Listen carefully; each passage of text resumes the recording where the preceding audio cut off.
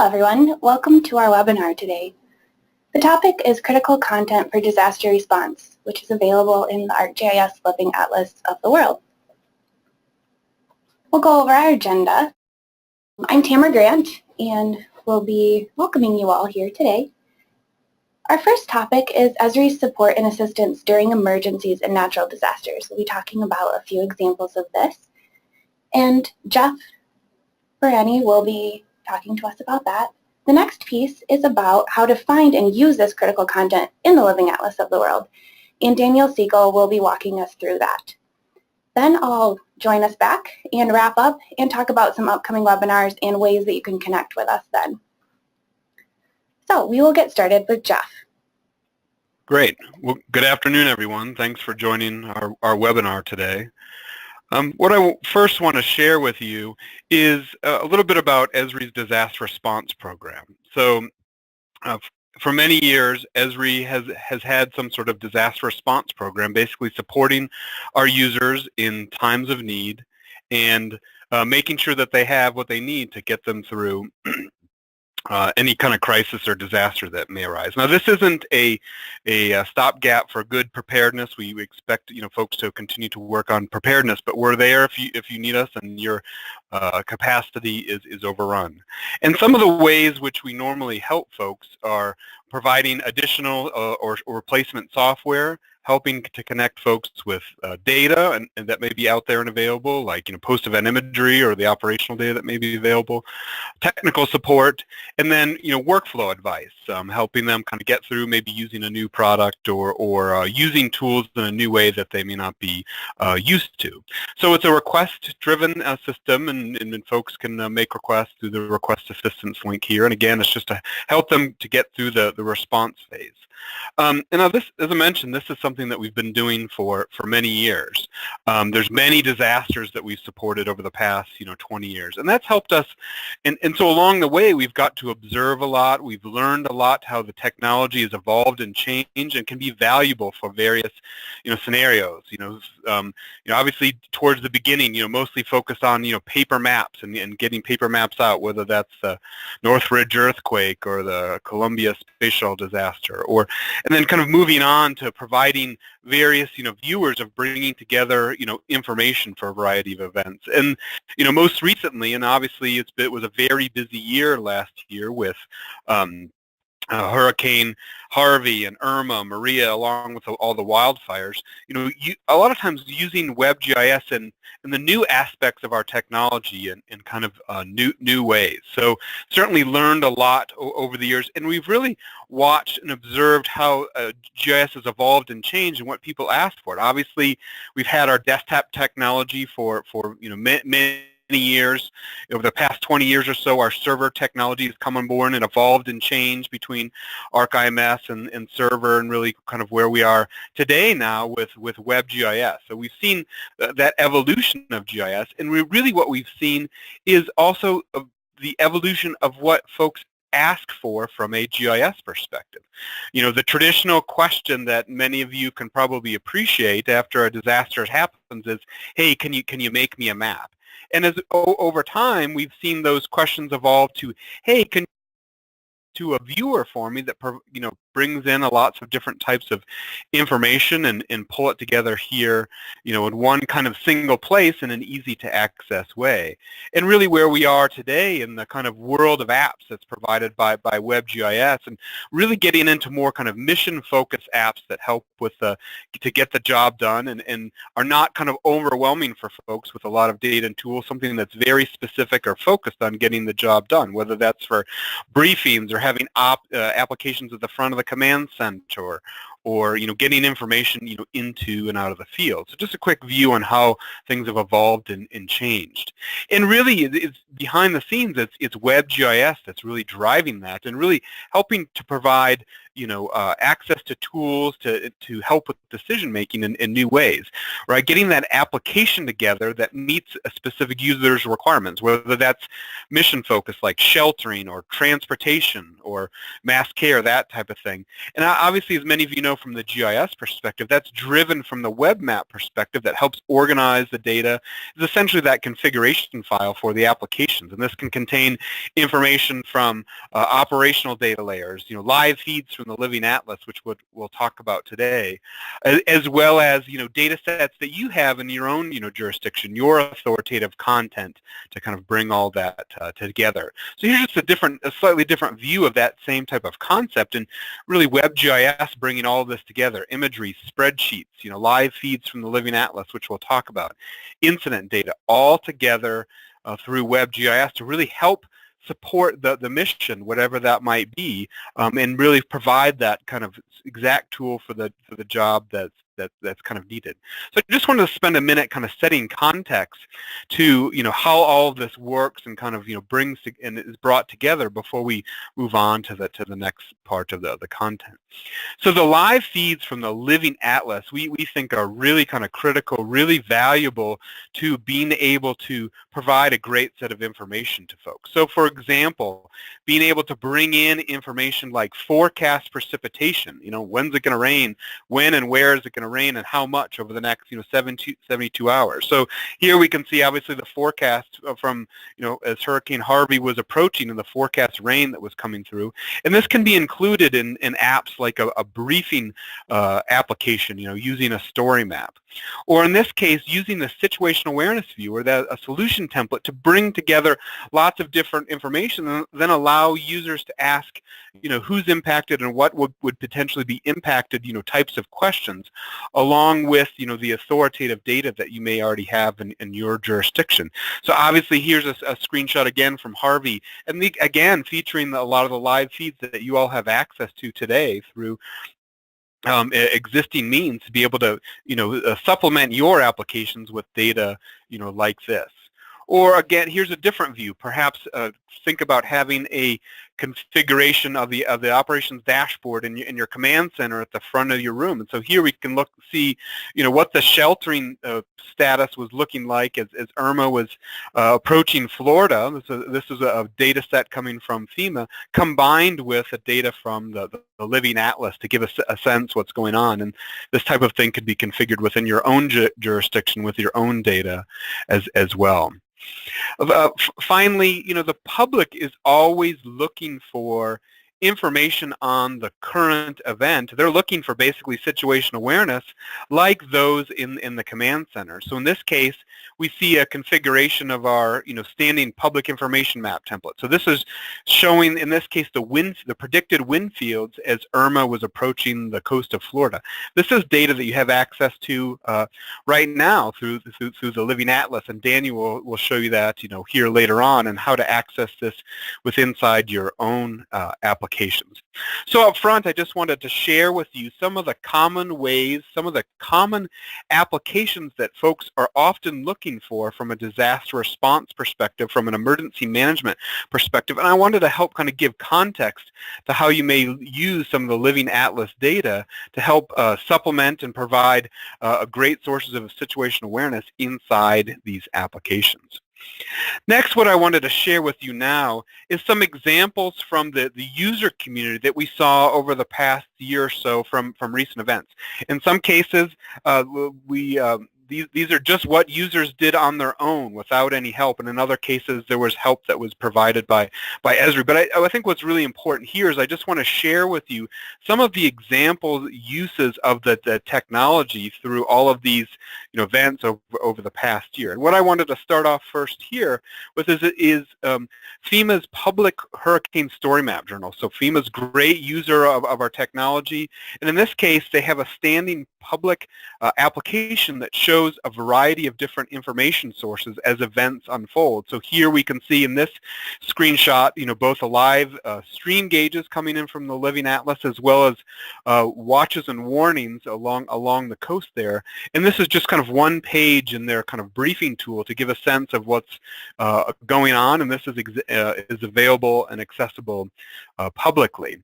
Another thing that happened is an open data site was set up specifically for each event, for Harvey and then Irma, an open data site to help kind of supplement and provide awareness of all the different information and data that was out there and available, really kind of helping from a regional situation awareness perspective. Again, a great use of the technology to help bring the community together, to help raise awareness of many of the different data sets that were out there, whether that be the current power situation or the status of stores, whether they're open and closed, and provide kind of a catalog for folks to use data quickly to help supplement their existing applications for decision-making purposes.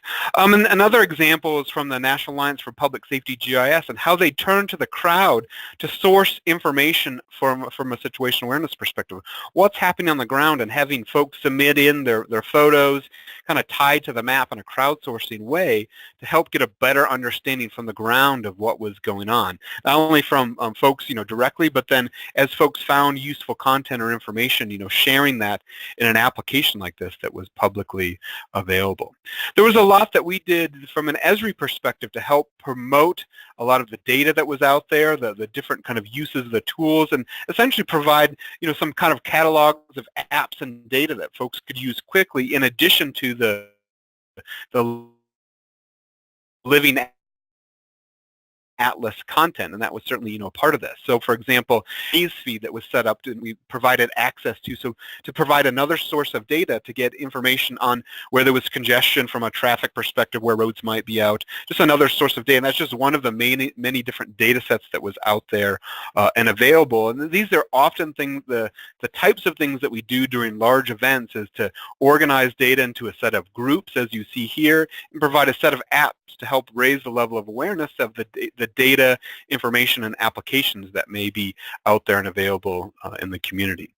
One specific example here is what we call an impact summary map. So taking a data set, in this case, this was the maximum precipitation that happened over the 7 days, but this could be forecast information too, whether that's the cone of uncertainty, the storm surge warnings and watches from NOAA and the National Hurricane Center, cone of uncertainty. This could also be a wildfire perimeter. But the key thing here is then intersecting that with data from in this case, geo-enrichment from ArcGIS Online, so showing the total population, housing units, and businesses that would potentially be impacted. Oftentimes, the second question that gets asked after something happens is, obviously what happened, but then who's impacted and what's impacted. And these maps are really valuable, or these apps are really valuable to help provide a view into that type of information for decision makers to help them understand the magnitude of this event. And in this case, looking at the incredible amount of rain, in this case over 50 inches of rain is what's currently selected, and then showing the people that lived within that area. And that's just kind of one type of example in this case. Another thing that we did is tried to promote the post-event imagery that was available. There's a lot of post-event imagery that was available for free. In this case, in this example from NICB and Vexel partnered together to provide imagery for, Texas, Florida, and even California, really high-resolution imagery. And here, in this case, you can see the unfortunate, inundation of this area. And this is a swipe map, so we can look at before and after imagery of where the area was impacted. A lot of great examples of sharing information with the public. So the Florida Department of Emergency Management is a big user of the technology for years and has really done an excellent job of sharing information, data, apps, and really kind of bringing the community together.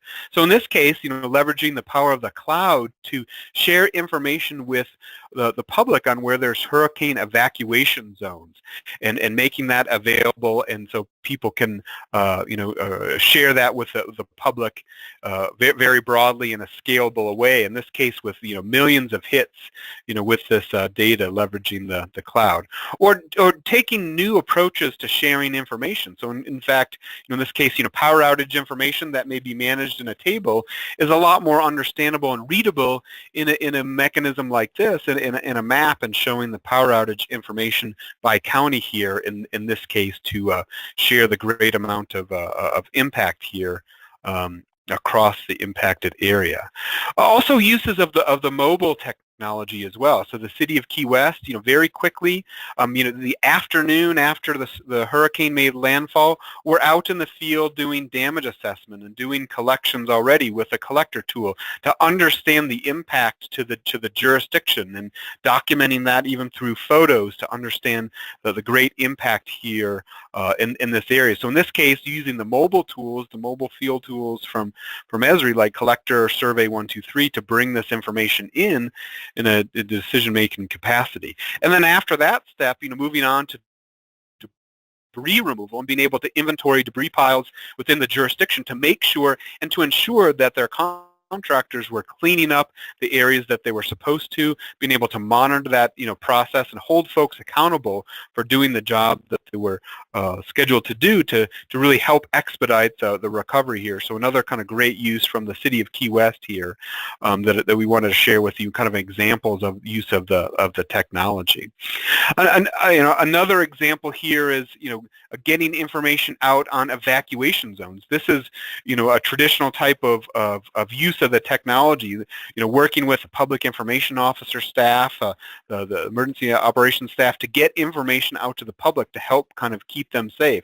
So in this case, one of our colleagues, was at home and watched on the news, evacuation information, show up on a map here that the Fort Bend County had put together. So another, kind of key use of the technology, sharing information on the public to help kind of keep them safe. And this doesn't just necessarily apply to, flooding or hurricanes, as you see here. This could be any disaster where you'd want to share information with the public on, hurricane evacuation zones. Another kind of great use that we wanted to share was from our partners at the International Association of Fire Chiefs, and they were working with various search and rescue teams to empower them with the technology to document the work of search and rescue teams, where they had gone out and done rescues, where they had inventory structures and what the status was, and a lot of great information and data was available and could be collected quickly using mobile tools here like Survey 123, and then brought back in to a common viewer for briefing purposes, to help increase situational awareness of what was going on and maybe where they needed to go back to. So another great example there. In this case, another partner organization, the Standby Task Force, leveraging the technology to curate information from social media. They took it on as part of one of their requests to help provide another source of situational awareness by mining social media and then putting that information here on a map. And it was, again, another kind of helpful use of the technology. A couple of quick, fire examples here.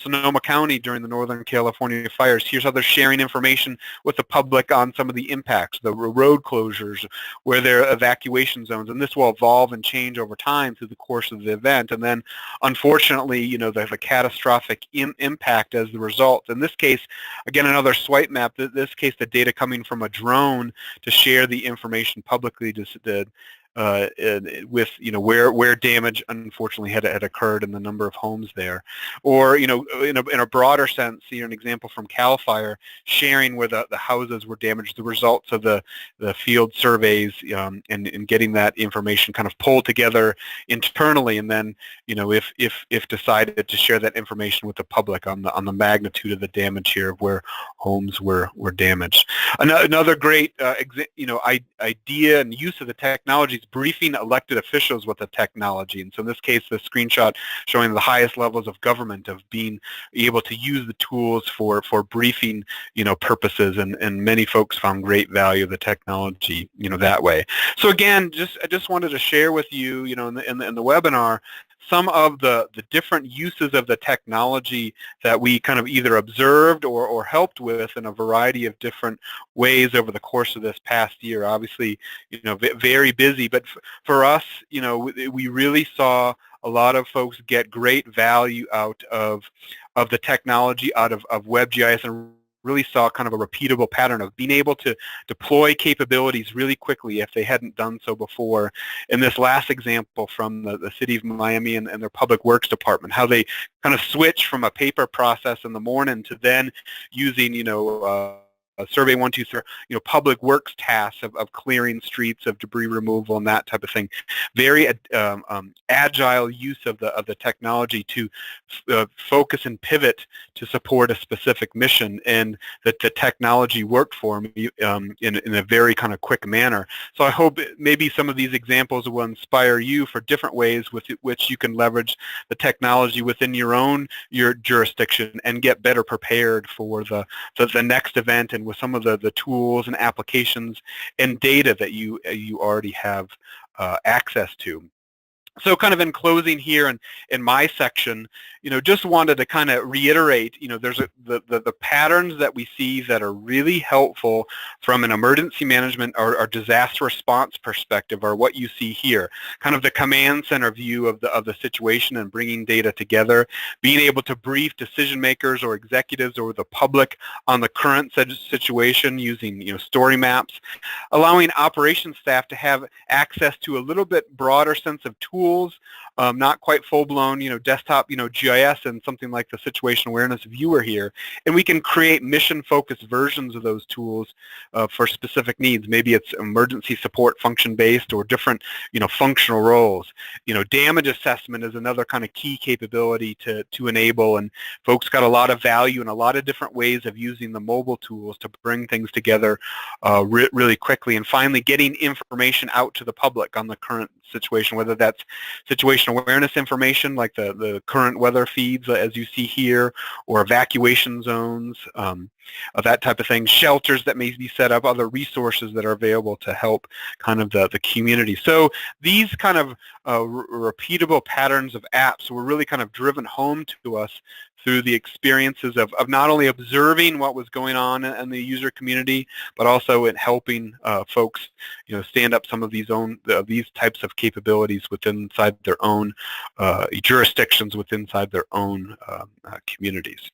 So one last slide kind of here to just share with you kind of some thoughts on some resources and next steps. We certainly appreciate the Living Atlas team have us brought in, the public safety team and the disaster response program as a part of their webinar series today. We have our own set of emergency management resources to help you understand these, a great set of solutions templates from our solutions teams with which to explore our main disaster page as you see here. And then we also have a public safety webinar series where we may have gone through some of those applications that we talked about in more detail. So all of those recorded seminars are available, as well as future seminars that the public safety team will do. We'll share lots of information on Twitter and a couple of handles there.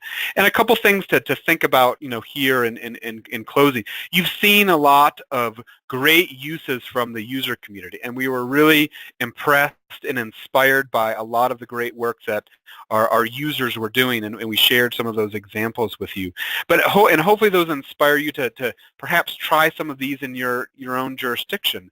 And I would encourage you to get with your emergency management agencies and share with them some of the examples that you may put together, because that will spur a conversation of, yeah, that's really great, but can it do X, Y, or Z, or can you include that? So I encourage you to have, in those blue sky days, some conversations with your operations folks on how some of these tools may be valuable. And then perhaps that might even lead to using some of these apps or tools with inside exercises, common, practice events that emergency management or public safety agencies might have. Those are great ways to show that technology. You don't have to wait to disaster to leverage a lot of these. So with that, I'll turn it back to Tamara and the team to kind of close out my section and move on to the next step. So thank you very much. Thank you, Jeff. If anyone has questions, you are welcome to submit them. And we did have a couple of questions come in, And Jeff, I know you touched on this a bit, but we are hoping that you could clarify a bit more about the process between Survey 123 in the field and then bringing that into the office and how that connects with ArcGIS Online, etc. So. Yeah, great. No, great question. So the beauty of what Survey 123 does is it edits the same data that would be accessible in other apps. So in Survey 123, you set up a survey, and that is essentially now a feature service that you're editing. And that feature service then could be, brought into other applications like the operations dashboard to show the current status. So as folks are doing work in the field and submitting their surveys, submitting their information, that goes back to a feature service either in the cloud or within your own enterprise that then can be connected to in other applications. So to monitor progress, for example, in an operations dashboard. That's really how those things are kind of brought together. Thank you. And one other question was about the crowdsourcing, particularly to Hurricane Harvey. I think they're referencing the story map. And if you could elaborate more on the idea of that, that would be great. Great. So that one example I showed is using what we call the crowdsourced story map. So basically what that allows folks to do is it allows the crowd, the public, to submit entries into that application. There's a data submission, part of that where you'll kind of click your dot on the map where that either picture or entry would take place, and you're essentially, then editing data in that feature service, and then submitting that back to a central location, and then the story map will then display that information. You can put in an intermediate step there to do some validation, to maybe do some QA/QC, or you don't have to. You can let that kind of be, self-policing. So that story map, crowdsourcing app is one example, and there's several solution templates from a crowdsourcing perspective to provide, different ways to collect information. But it essentially allows a submission of data from the crowd, from the public, to your app and kind of data set. So. Very, very exciting kind of new uses of the technology, and we see that growing all the time. Wonderful. Thank you for that.